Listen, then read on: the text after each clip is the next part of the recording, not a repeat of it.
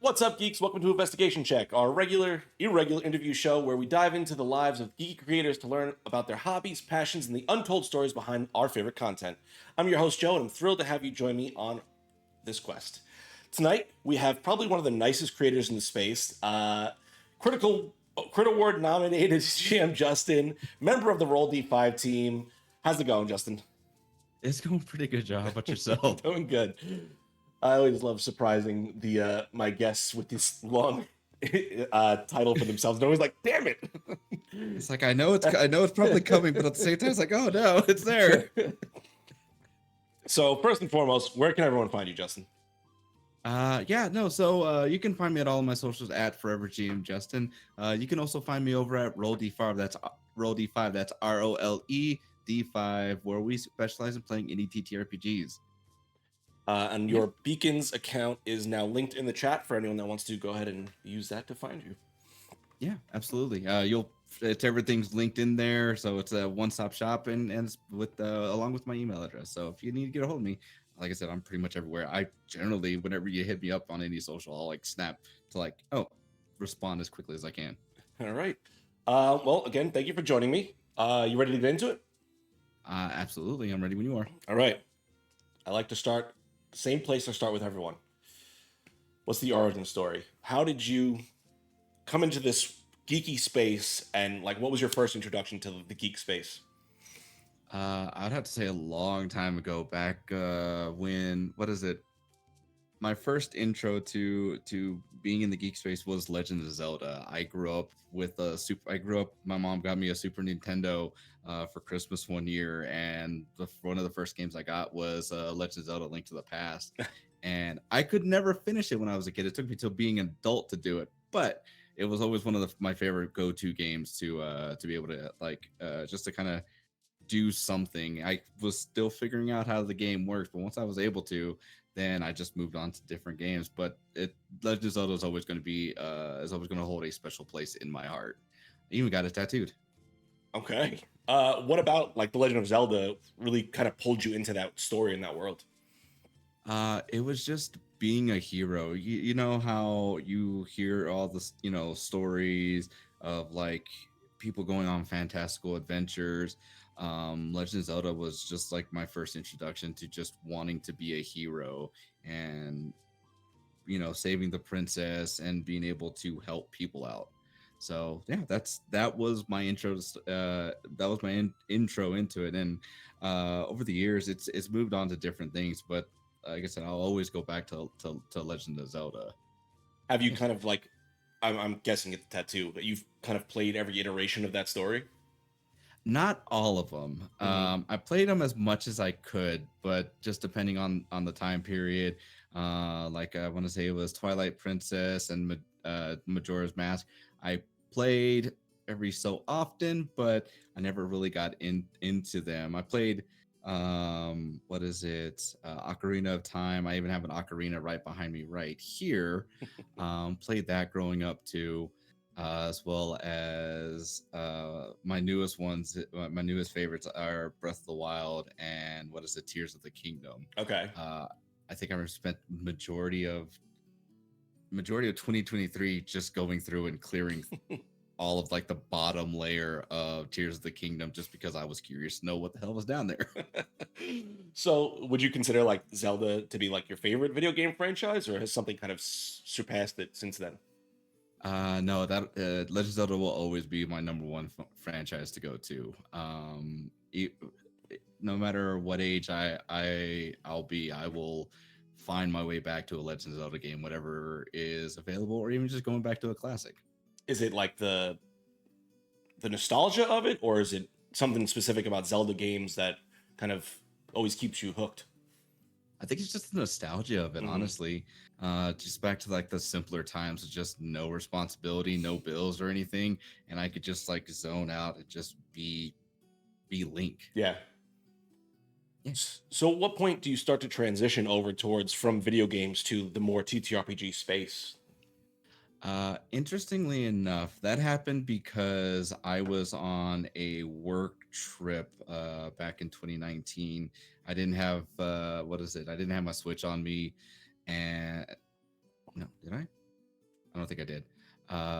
Yeah, I didn't have my Switch on me, but I saw some friends of mine going into one of our workspaces, and it was a Sunday too. So I was like, "Yeah, let's see what's going on." So I walked in there, and lo and behold, they were playing Dungeons and Dragons. Now I had seen it growing up. I've Yeah. heard the references here and there, but I never got into it. I'm also bear in mind that I'm also from a small town in Texas, so stuff like that really wasn't prevalent growing up. Hmm. So seeing it firsthand there sparked my interest, and I'd asked them, "Hey, do you guys mind if I watch? Is that a thing that I can do?" They're like, "Yeah, sure." So watched them play. They had a blast, and I was like, "Can I join you guys?" And well, I had a character rolled up and everything, and I haven't stopped playing since. So, did you play that first time sitting there, or did you just watch that first time? That very first time I just watched Yeah. them, and I asked a couple questions here and there just so that way they can explain it to me. Yeah. And they were very responsive. They explained, like the perception checks and everything that they were doing. And then I talked with the DM afterwards just to kind of get a little bit more information as to like how this is all supposed to play out. And he gave me a good details, as well as a couple other of our coworkers. And I still wasn't too comfortable. I was still kind of feeling it out, but after that first session where I actually got to play, that's when like things kind of clicked for me. And I as like we played throughout the majority of our trip before I came home, and I told my wife about it. I got her into it. Okay. It's Yeah. it's not an easy thing sometimes. So it really wasn't, and it was also a little bit of a difficult thing too because we were living in Kansas at the time, and we were trying the where we were at only had like a couple game stores, Hmm. so we went to one, and I did again, still brand new player, never really knew how this goes. I just kind of like went up to one of the tables and I asked them, "Hey, and do you mind if we sit down and play some D&D with you guys?"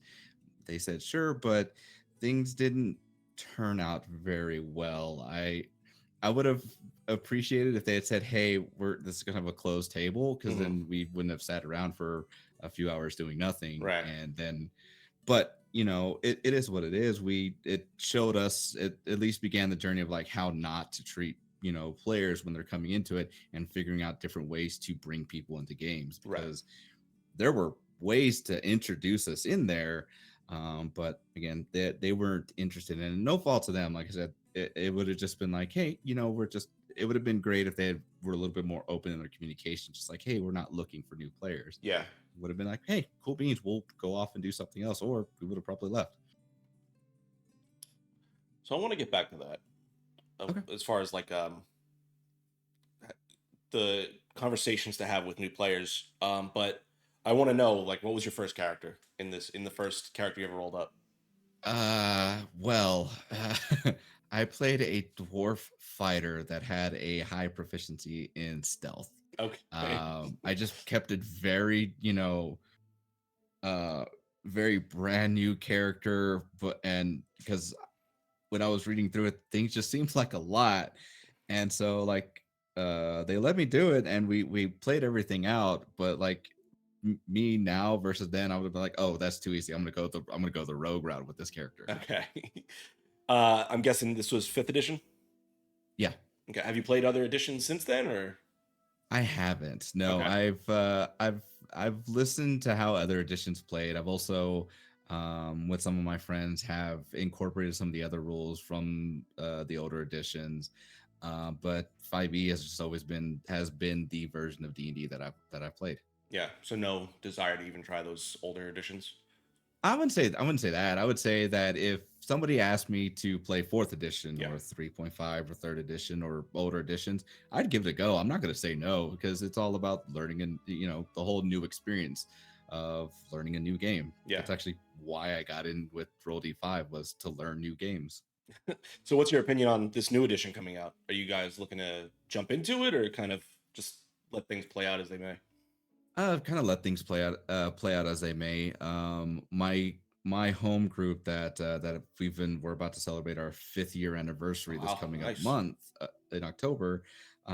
We've had talk conversations about that, and they were wanting to like know how to navigate it because they prefer staying 5th edition. I'm like, Hmm. that's cool, we can do that. Just make sure, because I think they have the legacy option still Yeah. available. So I imagine for 5th edition, it's going to fall under that legacy option. So I said, make sure this is checked out so that way we can keep playing that. And if they desire to go that route, cool, we'll check it out. If not, no big deal.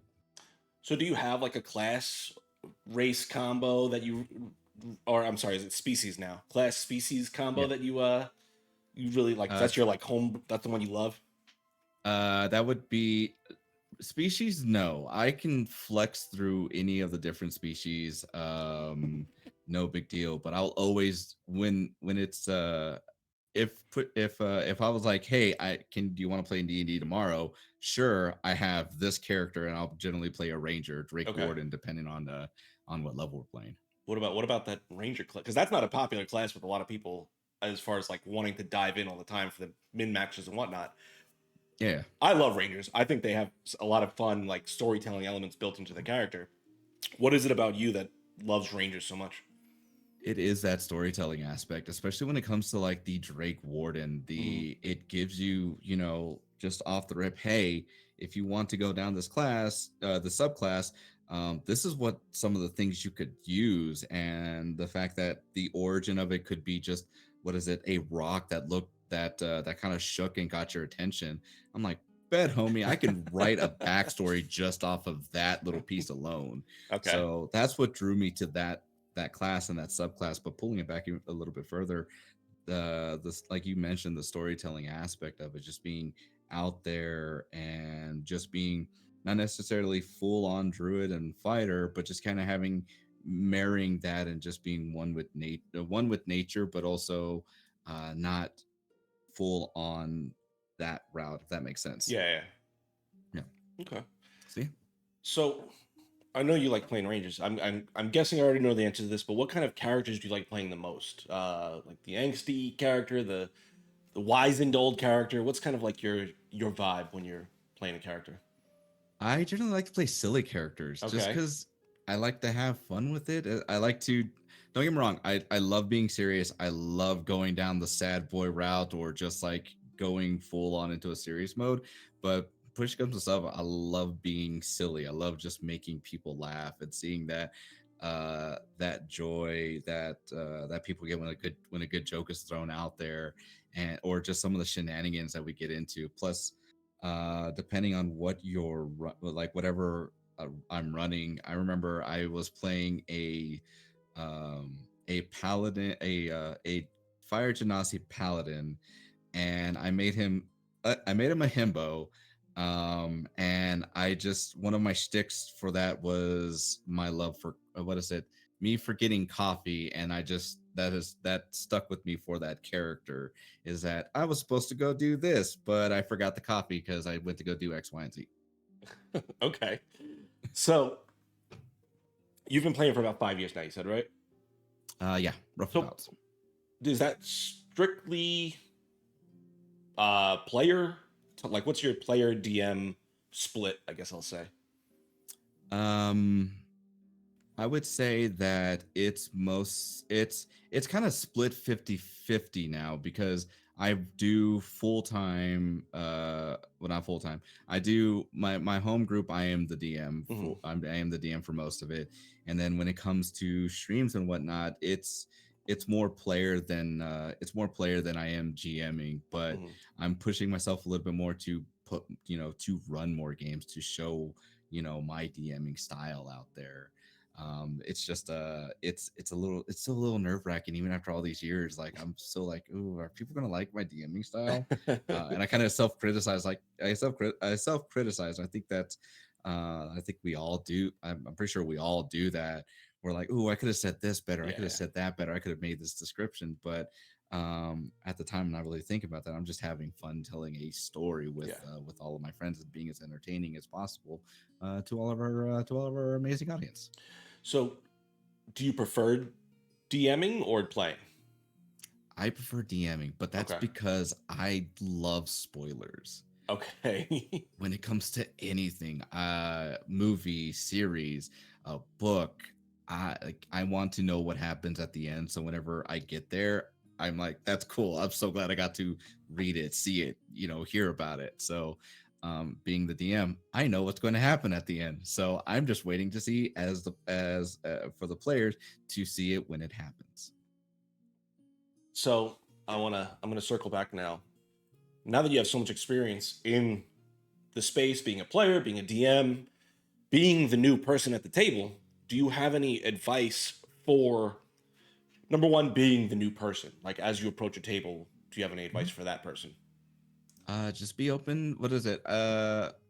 It's always going to come back to communication, right? So going back to that very first table of just them communicating to us that they weren't looking for new players, that would have been a great time saver because, like I said, we could have gone to a different, a different table or a different store altogether, but we wouldn't have known that. But we didn't know that at the time. So communication is always going to be that big deal.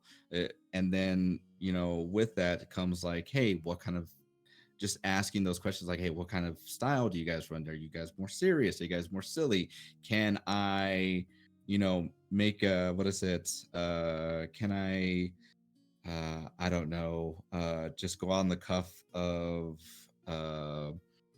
talking about how, I randomly went in and what is it? I think one of my players one time did no, it wasn't that. It was, but just like, can we be silly, can we be serious, like what is the vibe here? And then also, is there any sort of restrictions when it comes to what you're playing? Because I know some people have like their restrictions, understandable, so because not everybody is okay with having stuff experience or whatnot, but you won't know until you talk about it. Right. So again, it's always going to come back to communication. So as now a veteran and Crit Award nominated GM, what Again, I know it's coming, but it's just like what advice do you have for that new DM to sit down at the table and like really run their first adventure? um for those that aren't in the TTRPG spaces, I would say, you probably got this group together because they're your friends, and don't be afraid to lean on them. My very first like DMing experience was starting a Curse of Strahd campaign. Oh Jesus! Yes.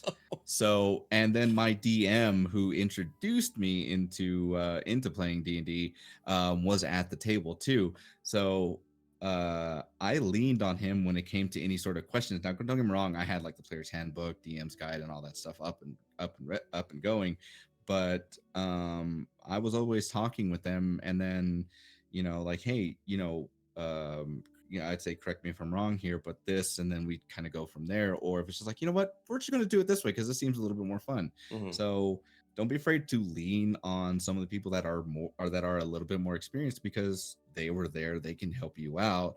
And then on top of that, if you are with a brand new group of friends, if you are with a group of friends, you've never played D&D, no one has, use that to your Yeah, advantage because whatever you do, that's it. yeah, just let it rock. There's no just let it ride because there's nobody that knows any better unless somebody read the rules beforehand. But even then, they'll probably tell you, hey, actually it can be this, and then you just kind of go from there because at the end of the day, we're just adjudicate what is it? We're storytellers, we're adjudicators. Yeah, So the rules may say this, but for the sake of the story or because it seems more fun, we're gonna go this route. yeah. So Okay. yeah. So just along those lines, do you have like a crazy D&D story just with all your experience that has just been so off the wall or so amazing to just witness or be a part of? So during one of my campaigns, so backtrack here. One of my friends, Jenna Daggers, she she reached out. What is it? I think it was 2021. I reached out. I was like, hey, does anybody want to play some D&D? So I got a couple creators going and creators to do a one shot. And since then, like I asked her to come to join in with my group because we had seats open. And so she decided to join along, And so we're going through this campaign. We take a little bit of a break, and then I do a vignette with her. And I do a vignette with her, and um, it was to introduce the new BBEG for the campaign. It was Vecna because the Vecna dossier was Oh, coming okay. out or had just come out, and I was like, let me go ahead and use this. Let me show everybody like who your new big bad is. But she wasn't able to make it for like the rest of the group, so I did one just one on one with her, and I will never forget. We were back in the age of Nithril, Nithril, and Vecna was warning her, "Hey, don't mess with my plans here because I will end up fucking you up. It's not a good idea."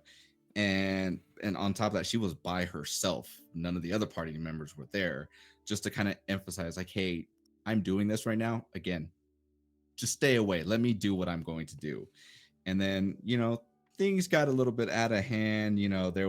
She asked like his favorite color. She was like, "Hey, you're kind of doing some bad things. We're probably still going to end up stopping you." He's like, "You probably don't want to." A fight kind of breaks out, and I will never forget. She broke out.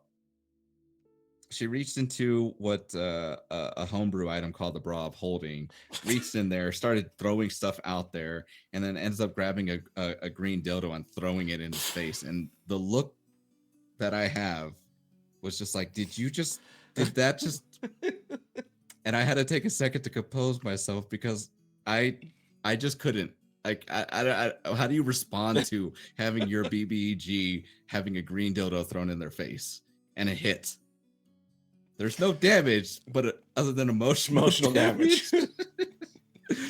And I'm just like sitting there for a little bit as I'm composing myself, and then we finish out the rest of the session. But that is top notch, one of my favorite stories. And if you ever talk to Jenna, ask her about the green dildo, the green Vecna dilly, and she'll tell you that story. Um, that is one I will never forget. Oh my god.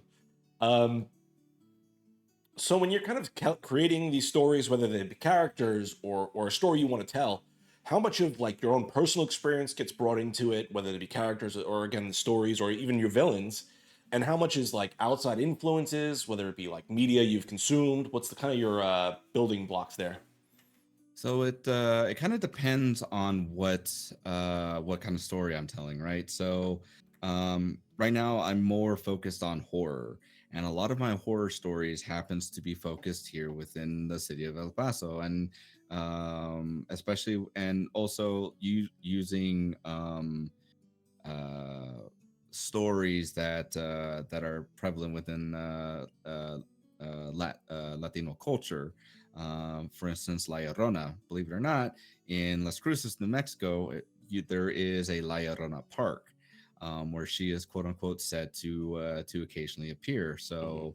Um, one things I did earlier this year with Roll D5 was do a two-part episode with around La Llorona as uh, the main story. Now, the actual story versus the story that we told are different, but Hmm. that's because the way that the original story, or at least the story that I was told growing up, had it focused around the fact that there's this beautiful woman in the small village. She sought after by everybody, meets this very handsome gentleman, marries him, has his kids, and then he ends up leaving her for another woman, and she ends up committing what is it? She ends up doing what she does in the Yes. story, and then comes back and is always looking for her children. Um, and something just never sat right with that. So I ended up making what is it? Creating the story with with the amazing cast that I had for it, showing what likely happened, at least in my at least the way that I see it, which was homie probably did the stuff and then just blamed it on her. Okay. So All right. But yeah, that's that there's, like I said, it just depends on the story.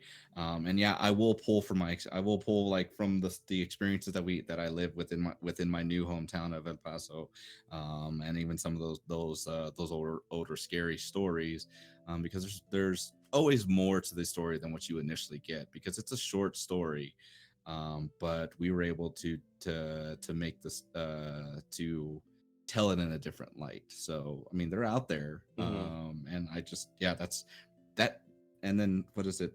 That's for horror, and then for one things I tell people too is, don't be afraid to like rip stuff off from like Disney, or any of like the other media that's out there. Mm-hmm. Um, a lot of movies, a lot of television shows, like I'll pull different aspects from it to be able to incorporate to whatever story that I'm telling. So I want to ask you this. As based off what you said with the La Llorona story, La Llorona, yeah. La Llorona, do you feel almost like as a Latino creator, do you feel like you want to express those stories from your childhood more than like other more generic stories? Absolutely.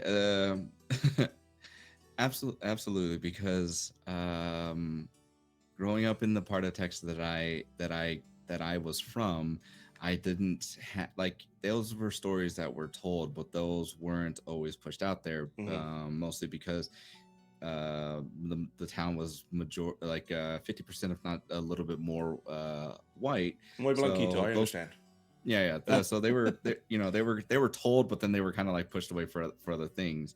So now, being here, being more in touch with Mexican American culture, like I want to express and tell as many of those stories as I can. Now I'll also say my Spanish isn't the best, but I am making an effort to learn it as much as I can, and I want to be able to say, speak in the language as best as I can. I would even say like, depending on depending on what we're running, like like with the more recent, um with the new edition of D&D, one of the things that I did enjoy seeing was that the picture of the orcs that they had seemed very much Mexican American, Mexican coded, Mm-hmm. with how they were styled. So I was just like, I like that, Yeah. and I'm going to be playing an orc here in the future, and I will probably use orc use Spanish and as like the substitute, as like quote unquote orc. I've heard of a player in the Castleton game that did that and was using Spanish as like the language of the gods for their character. Oh yeah, North. Yeah, what is it? He was using that for Celestial. It's just Yeah, like, yes, yeah, yes, that King, was do such it, a cool. because That was such a cool idea. yeah. So I know you say you play a lot of indie games and that sort. Is there a system that you've tried that you like a lot more than Dungeons and Dragons, or do you feel like D&D is like kind of like a baseline and then everything kind of has its own little webs out in different directions? I so earlier this year I tried out the worst days TTRPG. It's current what is it? It's currently on its 0.09 version, and I think they're about to release the 1.0. But it's a horror game, but it's a horror game that's focused on the social aspects of things. You're not really supposed to necessarily know that you are about to be a part of something, of the horror game, or your character's not supposed to know until it's almost too late. And that, I really drew into that. I was like, that is awesome to be able to, let's get your characters to know each other. Let's get your characters to, invest into this world. Let's build the relationships out. Let's, see what kind of drama that may pop up from it. And then boom, here's the horror of it. I did a what is it, Dawn of the Dead style Oh, game for RD5 earlier. What is it? I want to say June, July. And it was I had a blast playing with the folks that I was able to get. how'd that go? How many sessions did that last?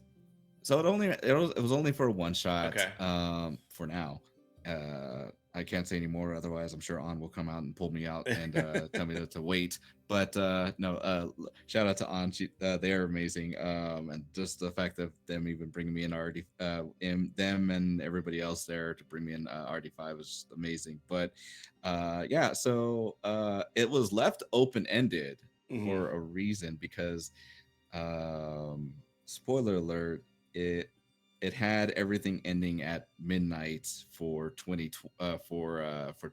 because I said it back in the 90s, Okay. New Year's Eve 1999, and all this stuff happened. And so I think we even labeled it the Y2K bug. So we were a little bit on the nose with that, and I was absolutely here for it. But we ended it with like them driving off from their encounter with the zombies as the clock struck midnight. So hopefully we'll come back and finish it out here soon. Okay. Is there a system that you really want to try that you haven't yet? Ooh, Cult Divinity Lost. Okay. I watched a Queen's Court game. I watched a little bit of Queen's Court games run throughs with Cult Divinity, and it seems like such a cool system. And I want to listen more into it, and I want to understand like how the system plays. Haven't bought it yet. One of these days, I will get around to actually buying it, reading it, and then playing it. What about that system's kind of like pulling you towards it? Um, what was it? Just the what is it? Kind of um the fact that there is more to this world than meets the eye, and the way that QCG had done it was, I think, having their players stumble upon the curtain and looking past it and seeing, holy shit, there is way more than what we can actually handle right now. So um I think that's a really cool idea. I really want to like dig into the system even more so and understand like the storytelling aspects of it, the mechanics of it. So maybe one day I can run it in the future. Nice. Okay. So you start playing D&D, you start getting into all these different games. At what point do we take the step from player to creator to content creator? What's kind of your first foray into the online world of TTRPGs? I think it's always finding your niche, Hmm. right? It's finding your niche, finding whatever it is that you are wanting to talk about. What kind of performance that you want to do. When I started as content creating, it was mostly funny skits featuring Dungeons and Dragons, and I still do those to this day. But now it's more with the actual play setting of like, what's the story that we're telling, but also whoever decides like to ask me to join them, and I'm like, yeah, sure, I'm here for it. Let's go. Someone reached out to me not too long ago in Instagram. It's just like, hey, do you want to do this? I'm like, looked at my calendar, bet, I'm here for it. Okay. I'm very easy to get onto a stream. It's just a matter of scheduling. So, um, how long ago was like your first, I guess, AP? 2021 is when I Oh, joined my first AP with Bards and Brews back then, for a long-term campaign. But Amber, the Space Jamber, shout out to them because they reached out to me to play a game. I can't remember if it was for a one shot or if it was for Alice's Missing, but I remember playing with them and I was very grateful for it. And then next thing I know, I get brought into for this campaign, and well, I've just been telling stories ever since. Um, I don't imagine. I don't remember what life is like before becoming an AP performer. I'm sure I had a lot more. I had a lot more free time, but I wouldn't trade this for the world, to be quite honest with you. what about the AP performance space? Do you is finding you're finding the most rewarding? Um,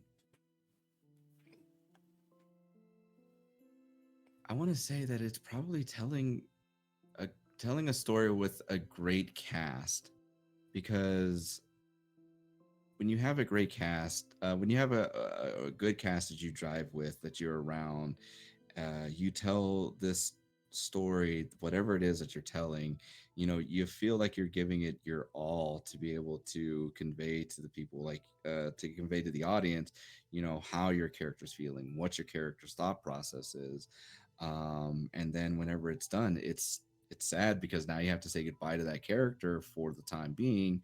But it's rewarding knowing that, you had people that were that wanted to see what happened, that's interested in the story that you guys are telling. Mhm. um and I think one of the advice that I one piece of advice I got when I was first starting out is, you're remember, you're probably doing it, you may be only doing it for that one person, but that one person is going to appreciate everything that you're doing. Right. So perform like you're doing it for that one person. So I know you've been in a lot of APs and you've been out in a lot in the space. I'm sure there's been criticism and feedback that's come your way, whether it be positive or negative. How do you kind of take those things that people say to you as far as your performances go? Is it something you consider, or do you just kind of like, okay, thank you for your feedback, and then you keep rocking the way you do? Oh no, I take all sorts of feedback, and I like any kind of feedback that I get, I will write it down. I always have my notebook handy with me, so if anybody says like, "Hey, you could do this better, you could do that better," bet gonna have write that down and just kind of do my best to internalize the information that's presented to me, because what is it? I like being told what I can do, whatever I can do to be better. Mm-hmm. I'm always looking to do better as a GM, as a player, as a performer, whatever it is I can do.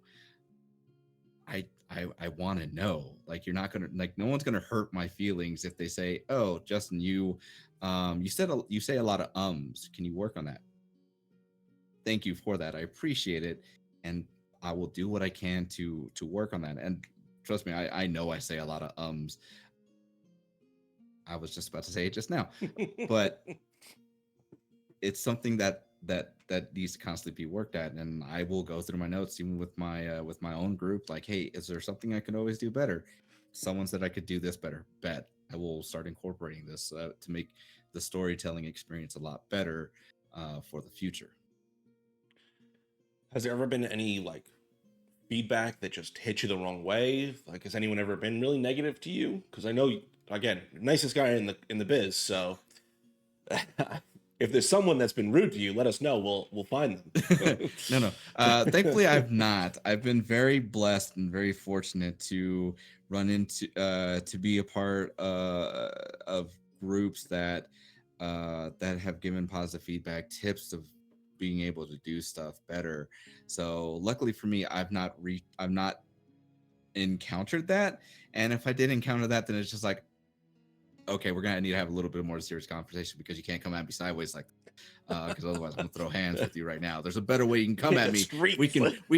we can roll this back and, hey, present this in a little bit better way, because right now I feel this kind of way. So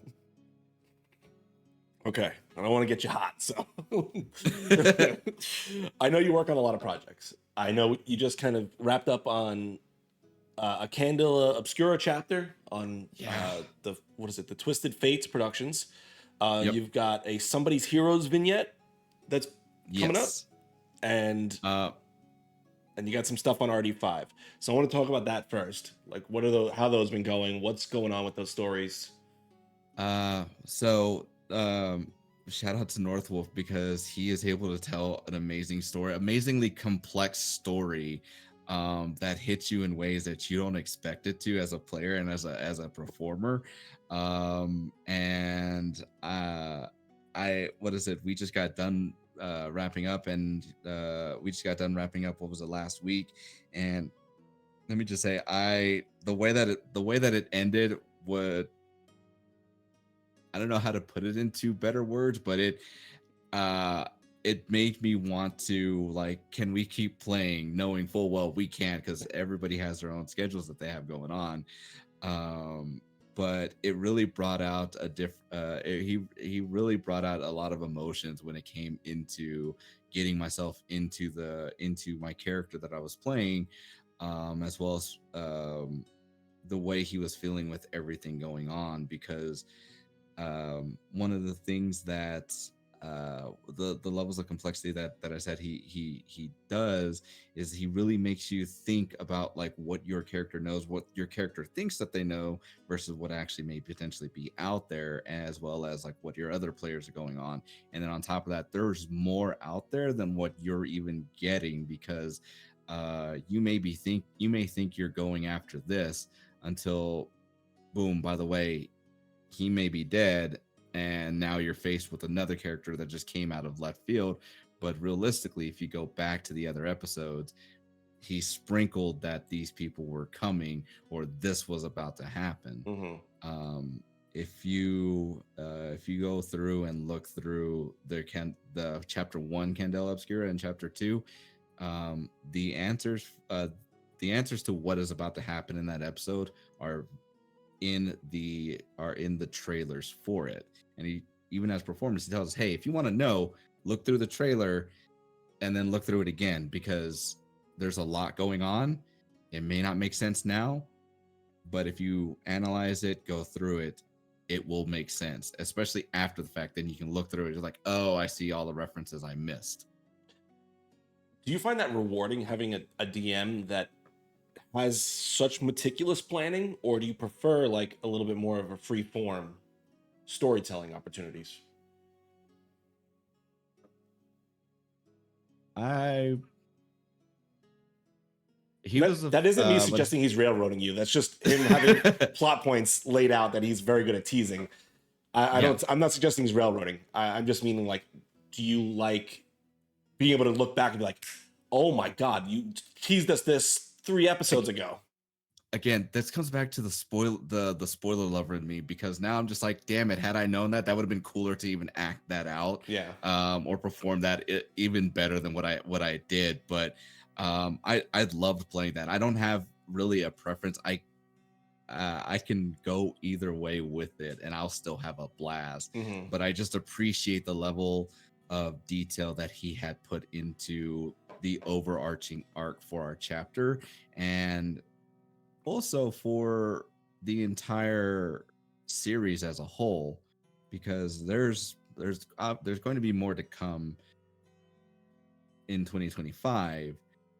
Things are just everything is just ramping up, and it's slowly but surely coming out what all is transpiring. And just so everyone knows, if they want to go find that, that can be found on which channel? Twisted Fates Productions, over I think on all of the socials now.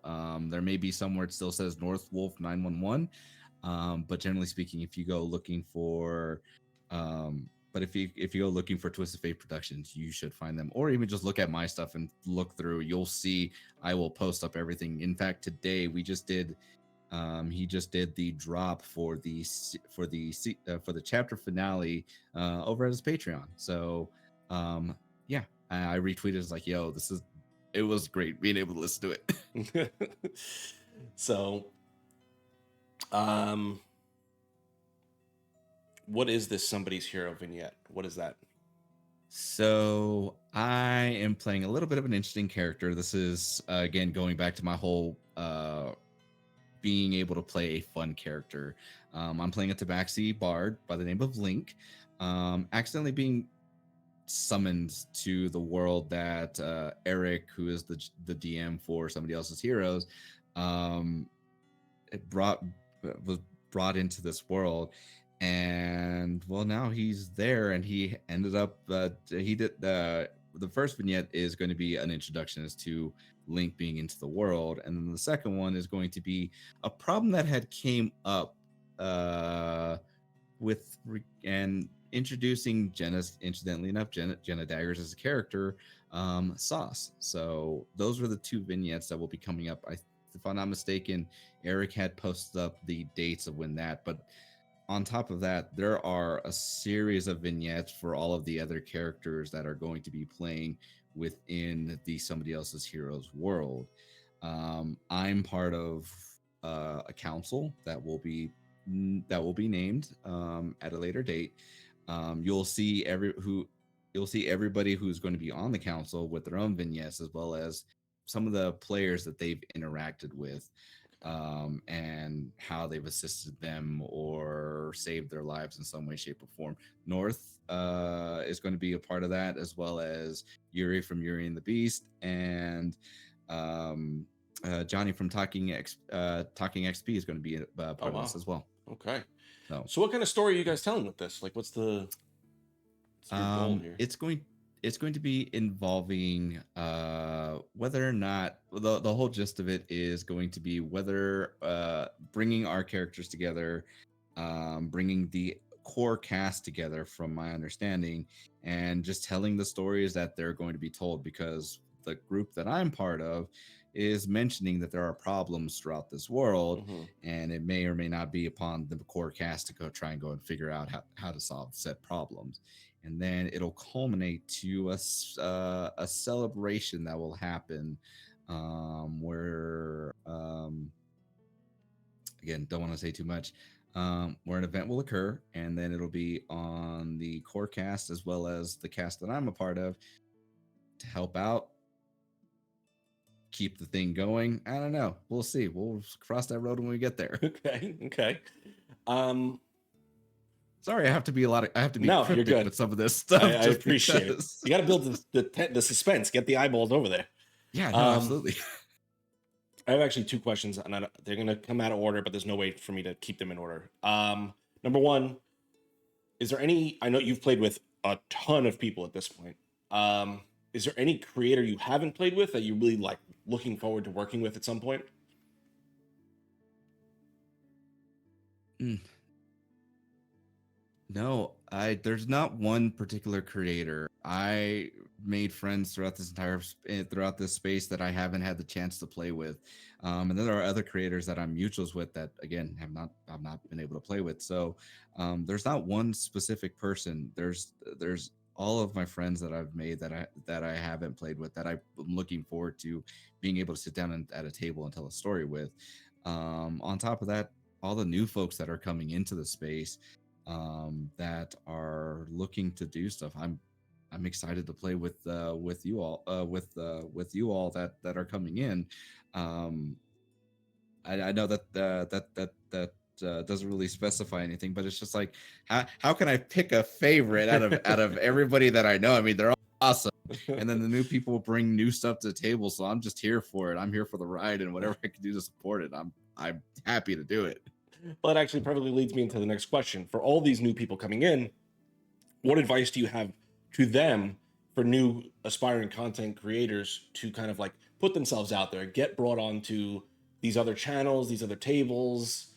Kind of like, what advice would you have for that person? Um, I would say to one, do your research on the tables that are being presented out there. I've been in where there have been established tables that end up turning out to be really toxic in some way, shape, or form. Or, you know, uh, yeah, that's like, you want to be able to protect yourself as a performer. You want to be able to protect yourself as a person in general from being put in a situation where you are not going to feel comfortable in.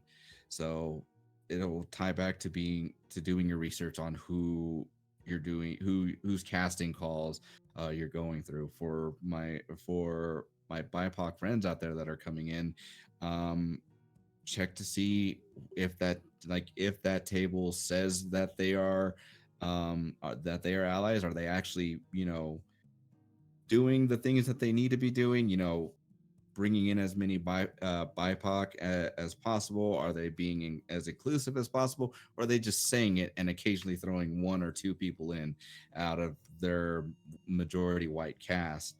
So, again, do your research on your people. And then on top of that, be active within the spaces. I know there's a shit ton of social medias out there, Threads, Twitter, TikTok, Instagram, YouTube, all these venues out there. Use them to your advantage. And I know, like, I make the face when you mention, being a Crit Award nominated GM, but put yourself out there, say, hey, I'm doing this, I'm doing that, hey, here's my new project that I have going on, be proud of what you're doing. It's There's a difference between being humble and not pushing yourself out there. Hmm. It's absolutely okay, let people know, because no one's going, like, you are your biggest advocate, Yeah. is what my wife likes to say. So if you're not pushing yourself out there, unless you have a group of friends that that can also help you out and kind of carry that weight for you, then you're pretty much you're leaning on yourself until you get that following that'll help you out and assist with that. But even then, you still need to be pushing yourself out there. I'm constantly, retweeting everything that I'm doing. I'm constantly pushing myself out there, trying to help out with what I can, and also be genuine with making the connections that you're making. Uh, I enjoy meeting new people.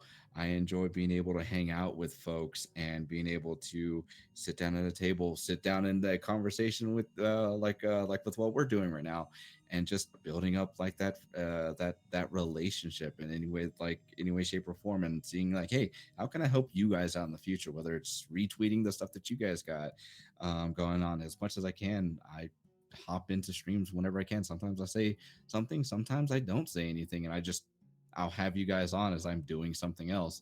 You know, Hmm. be as active as you can. So, as as you've said, as a BIPOC creator and someone who's kind of gone the swath of experiences with different channels, different individuals, different peoples, what kind of challenges have you faced in this space to try and like carve out your mark? I guess would be the the way to put that. Like, I think it was early. It's more earlier on in my career, if you will, with being a creator. Was just learning when to step away from projects and not jumping into it because you know a big channel has asked you to GM for them, but it's material that you may not necessarily feel comfortable with because culturally speaking it's something that you can't necessarily relate to, and it's more using it as an aesthetic than anything else. mhm. It's learning when to say no, it's when to just step away. I've gotten better over I've learned a lot from those experiences when I first came in, so that way, like, I'm not putting myself in situations like that, and I feel like I can trust the people that I'm conversating with to not put me in that situation. And if they do, I will say, hey, I don't feel comfortable with this. So I want to ask this, and this may be a sensitive question, so don't feel like you have to answer. When you do say, I don't know if this I'm the right person for this, I don't know if this I can handle this at some of those toxic tables, what kind of blowback has that resulted in? Have you ever seen Uh, someone like really negatively come back at you? Thankfully, not. Like Okay. I said, I've been very blessed uh, with the people that I surround myself with, um, and luckily I've not had to have those. I've not had to have anything pop up like that. The closest thing that I've had is when a situation with a channel popped up, and they had asked me prior to, hey, do you want to be part of this? And I said sure. And then when things popped over and it affected the community in a negative way, I'm like, whoa, I can't. I'm not going to let you, try and take advantage of me for what I do within the space, just to potentially use as a way to say, hey, no, it's okay. We're doing better. It's like Right. you need to take your time to like step away and figure your stuff out. Luckily for me, like I said, hey, I appreciate you reaching out to me for this project. However, I I don't think right now is a good time. And I'm whenever I say no to somebody, I'm always professional when it comes to that. Just because I don't have to say, fuck this, fuck that, all that stuff. You know, even when I do say no, even when I have to reject something, I always try and be like, hey, I'm sorry, I can't do this. Or in this, or in that case, with everything going on, I don't feel comfortable doing this. Thank you for your time. Thank you for your consideration. But at this time, no, thank you. Hmm. So I think I want to ask, what kind of like projects do you see yourself working on in the future? Is there something like maybe you don't have scheduled right now, or maybe whatever the situation may be? Is there a future project that maybe you've talked about or not talked about that you really like to kind of tackle in the future? One of them is to get back into streaming on my own channel, honestly, Okay. and just do a variety show of whatever I want to talk about with, whether if it's I'm doing D&D prep for something, I'm organizing my Magic the Gathering cards, or making a Lorcana deck, because my wife's really into Lorcana now. So I'm just like, hey, it's a card game we could play. I'm here for it. Just something like that. That's something I want to get back into. But again, it's all there's a lot of time that goes into being a performer, but also because I am a husband, I have to make sure I have that time set for time with my wife, time with my family here, as well as getting it to the space too, and also giving myself a break because I've kind of run myself a little ragged, and I've realized that, where I'm doing streams on weekends and stuff like that. So I'm actually pulling back a little Okay. bit from doing anything on weekends. I'll make exceptions, um, but for the most part, I when it comes to like when to meet or let us meet, I'll generally keep weekends as like, hey, I'm not available because I'm Yeah. doing this. So let me ask you this then. As someone who's always doing something, how do you kind of handle the mental stress load that that puts on you? I know you've just now started to take the weekends to yourself, but like, what did you have a process before that? It was it's how do I say this? So me and my wife started doing family meetings because there were things that I was scheduling and didn't even think about it, and lo and behold, there was something important. So either I missed the important thing or I missed the stream, and majority of the time I went with what was the important thing, but I felt terrible because like how like I messed that up, and so now the stream has to scramble for it. And Mm, I know people are understanding in that aspect of it, but for me as a person, I feel horrible with it. So one of the things that we made sure we did was, you know do our do a day where we just go through our schedule. Hey, what does it look like? What are yeah. you looking to do for this week, this month, next couple months? Is there anything planned? And that way we were on the same page, so that way, like, if there's something that changes, because again, randomly I will get the text message, hey, do you want to do this? Well, let me check my calendar. If there's a white space open up, as now it's on a weekday, sure, why not, let's go for it, I'm here. Mm, And full send. But before, I made those mistakes. And I'm human, like we all make those kind of mistakes. right. This is just our way of being able to prevent that from happening, so I'm not missing the important things. Because I always tell the people, my coworkers, that our job is just a job, and you can leave it and it will not think of you anymore. There may be a day where I don't do APs anymore. Yeah. I don't see that anytime soon, but there may be that day that happens, and it's just going to keep rolling along. But the times that I have with my family, like, they're going to remember that. And Right. I want to make mistakes and learn from them, so that way, like, I don't repeat them in the future. All right. Well, almost ready to wrap up, but I want to ask two more questions of you.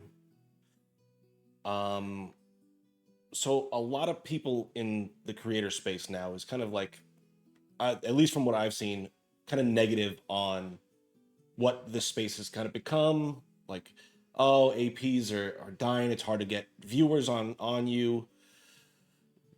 What kind of Where do you see the future of APs going in this space? Ooh, that's a really great question. um I don't know, honestly, because I don't see it as dying. I don't. I see it as it's continuing to grow, but it's a growing process.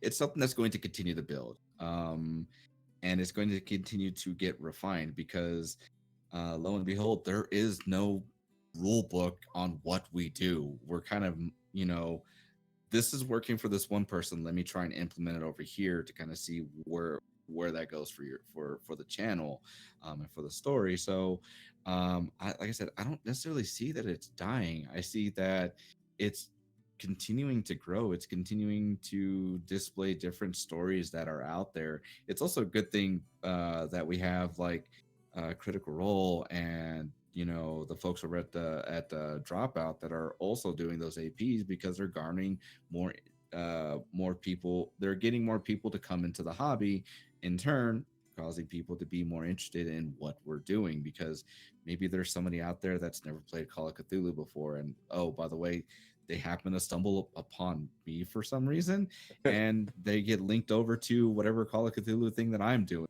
and it's at least showing them, hey, this is a way to do it. It may spark that interest, it may not, it may be entertaining for one episode, who knows. But to me, I think it's just going to continue to grow from here and grow in a more positive light. But that may also be because I'm a little bit more of an optimist in that sense. Okay.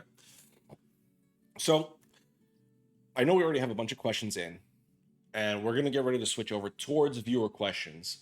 And I want to just tell our viewers, please keep those questions coming in. We have a bunch of great ones already, and we're gonna get to every single one of them that comes in. I'm gonna ask you the last question I ask every single creator I have on here, though. What message or impact do you hope to leave through your content on the geek space?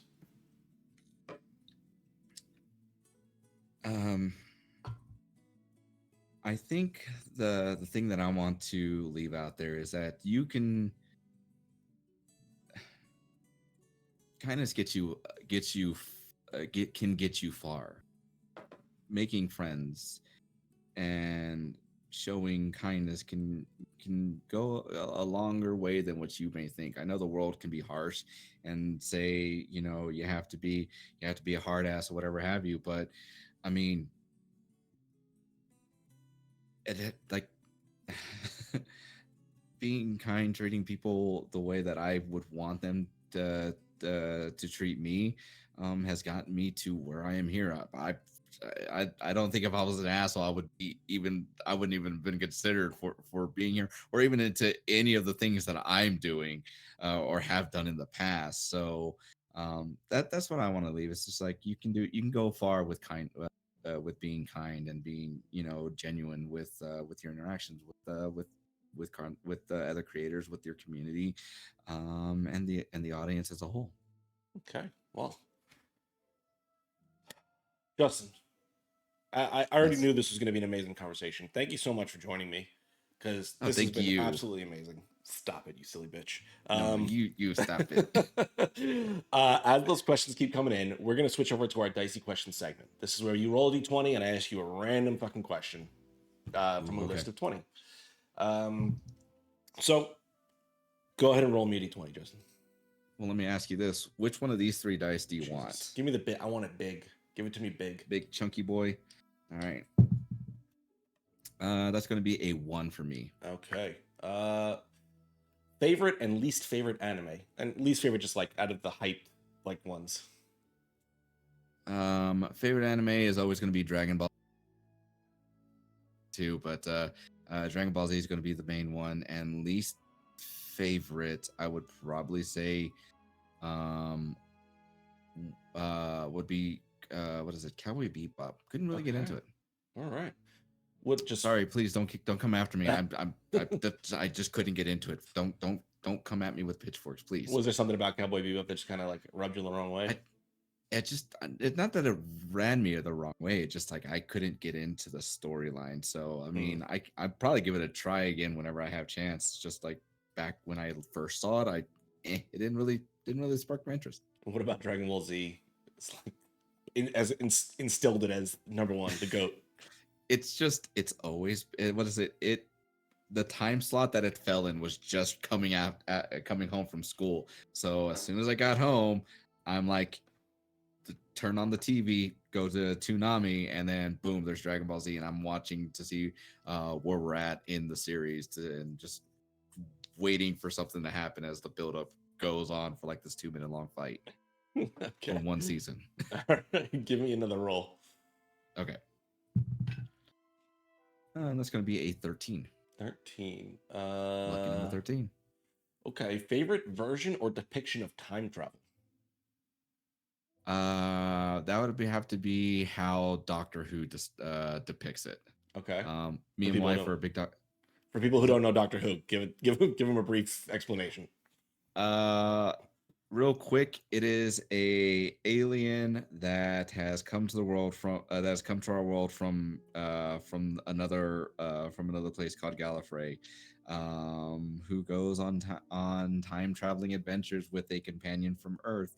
And this has started since 1963, has been going on ever since, with a little bit of a break between the 90s and the 2000s.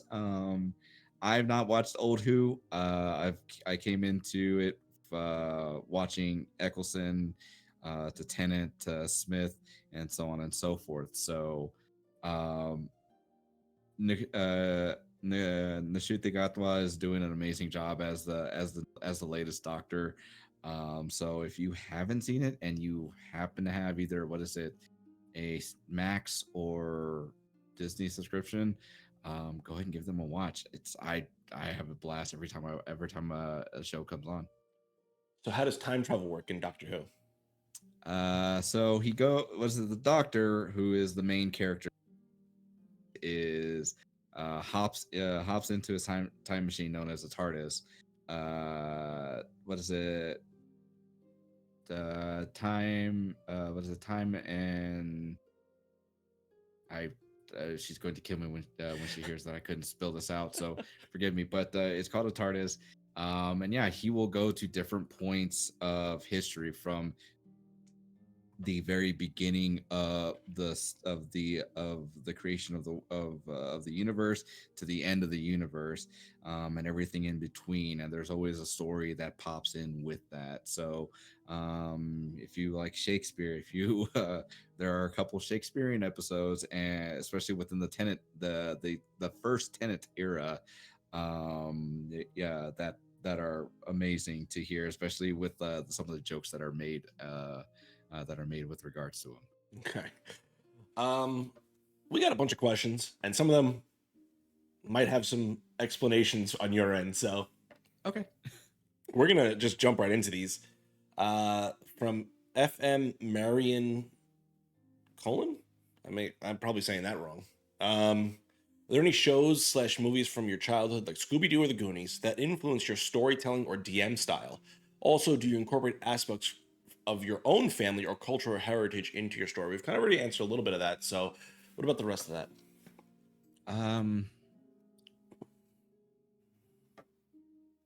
Just from childhood. Oh, geez. I'm gonna say there's a little bit of the Goonies that are in when it comes to some of my one shots, where you'll go through something similar. I also occasionally, whenever I do get the chance, I do love telling nautical stories within D&D too. So I will I love telling stories that are out in the sea, just to kind of see what ends up whatever ends up happening from there. And there probably is more, but I don't necessarily think about it, honestly. I've transitioned from being more of a GM to kind of being more improv. So I'm sure there's there. I'm sure if we were to, like, if you've played in a session of mine, you look at something from like like Supernatural or whatever have you, I've made references to them, but I didn't realize it at the time. So like, oh, okay, cool. I did make that reference. Did not intend for that whatsoever. Or people will point it out in the middle of the session, like, hey, I see you did this. I'm like, totally intentional. Yeah, You got totally me. meant to do that. You caught me. You're red-handed. They also want to know, might have missed it, but are you involved in any aspects of the TTRPG business, such as writing, art, or editing? No, I am not. Not heavily. I will Um, Whenever I do have the chance, I will play test stuff that I did dabble in it a little bit earlier on, but because uh unless I sit down on my computer or like I have a dedicated time that's set for this, I'm horrible when it comes to writing. And I kind of need a little bit more organization of that. That might also be the neurospiciness that I have in me. So I used to just a little bit, but not anymore. Now, part of my current, actual day job is being an editor. So Okay. um could I get into it? Sure. If it ever came up to it and somebody asked me to, I can do it. But understand the writing and editing that I do is a little bit more concise, a little bit more direct. So I may end up cutting a little bit more than what you want to, but that's also like I'll probably talk to the person before. It's like here are my suggested cuts. Right. If there's more fluff, by all means, take back that fluff that you may want. But otherwise, like I'm saying the things like very directly. Yeah. Is that something you would want to get into, or is it just kind of like, if it's offered to me, sure? I think it's one of those. If it's offered to me, like I'd probably do it. I'm not actively seeking to do it. It's not a thing that I have an interest to it. I can do it. It just Hmm. if it happens, it happens. Gotcha. Let's see here. Again, from FM Marion. Do your Yeah. wife or other family members also enjoy playing TTRPGs or other games? Clarification: are TTRPGs something that you can bond over with your family? Yes. I've ran D&D sessions with friends and family. And more recently, since coming back to El Paso, um we had a conversation with one of my wife's cousins. And it was just after the Deborah Ann Wall interview that she had done with John, I can't Bernthal. pronounce his last name. Yeah. So I went through and kind of explained that entire thing because they hadn't seen it. So I'm like, hey, this is what she was able to do in such a short amount of time period, short span, like right there. And they were talking to her not too long ago. They're like, hey, can we have you guys over to show us how to play D&D? I'm like, sure. We just got to put it into the calendar so we can make sure we can do it. So I've been very happy whenever family members or friends that have never played before show that interest and have like jumped into it either with me or with somebody that they know. And yeah, just bringing new people into the hobby. Do you enjoy being that person that kind of like shepherds people into the hobby now? Yeah. Yeah. um it's cool being able to see that interest spark, and then whether it's through, like I said, whether it's through me, whether it's through somebody else, hearing later on like, yeah, I've now joined a D&D group, or I've now joined a Pathfinder group, so on and so forth, because of the conversation we had. I'm like, well, that's awesome. I'm glad to hear. You'd be surprised, the littlest things will send people on a trajectory that no one probably even thought of ever. They'd ever be going. Hell, how do you think I got here? Those are all from Fernando, is what they've told me to call them. So, well, thank you, Fernando, for those questions. They were some really good questions, so I want to make sure we had plenty of time to get to those. That's actually going to bring us to the end. Um, is there anything you'd like to plug? Anything upcoming projects you want to get out there? Yeah. So over at Brody 5, we have a list of shows that we're doing. Primarily on Wednesdays this month, but we also have a showcase on Sunday the 21st, where I'm going to be playing Not Yet, the what is it, the romance TTRPG that's been published by Taylor Navarro. I am playing that. Our guest is to be announced here in the future, but I'm looking forward to being able to showcase that. But on top of that, we have a couple other games that we're going to be playing on that day as well. So that's my plug for the thing I'm doing. But otherwise, take a look at everything we're doing at Roll D5. We greatly appreciate everybody that's able to show up. Take a look at the indie games that we have that may be able to spark your interest into trying something else. So yeah. All right. And where can people catch you next? What's your next Uh, appearance?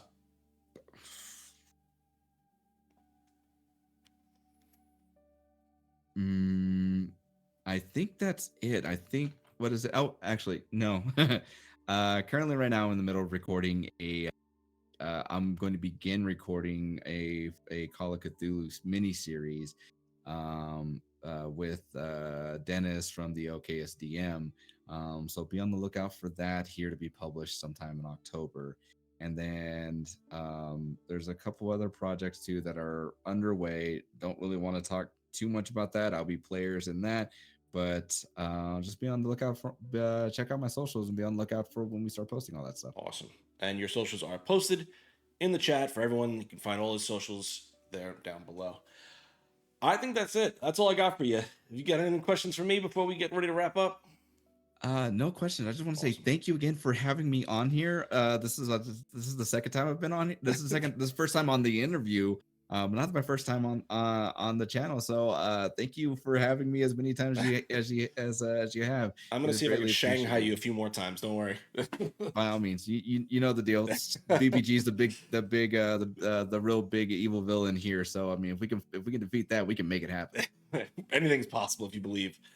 100%. That's all I've got for you. Next week we have Forging Fates on Monday. And then I have Sunnyside James next Thursday for another round of investigation checks. I've got nothing else. If you've got nothing else, stick around for the raid. What do you got? I do got one more. I have one question. Go ahead. I have to ask you, and also if you can get the movie reference, or if anybody in the audience can get the movie reference, that'd be even better. What is your perfect Sunday? I fucking know this reference. My perfect Sunday is like a chocolate caramel swirl. Thank you for that. What movie is it from? That would be Hot Fuzz. That's what it was. Yes. Yep. I knew it. As soon as you asked me, hey, do you have any questions? Like, wait, do I do it? Yeah, I'm gonna do it. Fuck, I'm gonna do it. Stick around for the raid, everyone, and remember, we love you, geeks. Good night. Bye.